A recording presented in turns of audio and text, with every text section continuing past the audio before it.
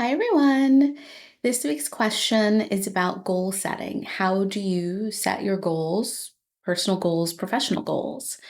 So, for me, it starts with reflection, always reflection. I try to be very introspective, think about what I have done, what I haven't done, what I want to do, what makes sense to continue doing, what makes sense to stop doing, right? So, that's always my first step is reflection, seeing where I'm at. And then I consider, well, where do I want to be? Some years that's harder than others to think about, what do we want to be when we grow up?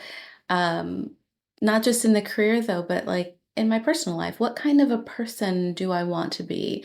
How close am I to being that person?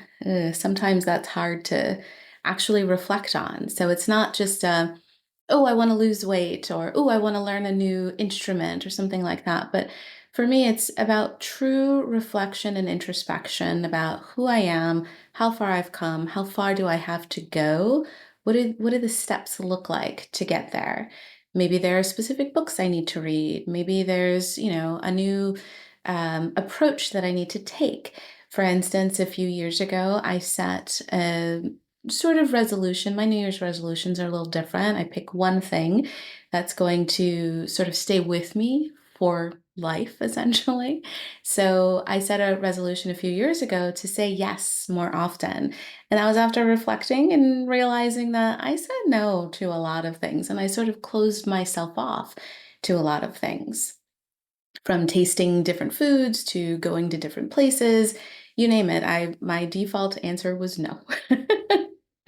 And that changed when I set that resolution. I say yes a lot more now, and it's led to so many new opportunities, new experiences. I've I've learned about new foods that I liked. It's been really amazing and broadening for me, and I'm still working on it. I've not gotten perfect at saying yes, but it's way better than it used to be. So that's something again I'll continue to work on.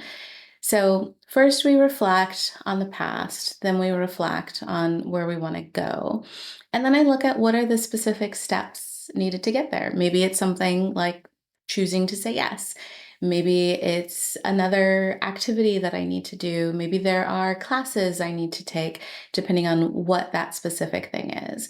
And I don't give myself a timeline. I know we've all learned in our corporate careers you have to set timing.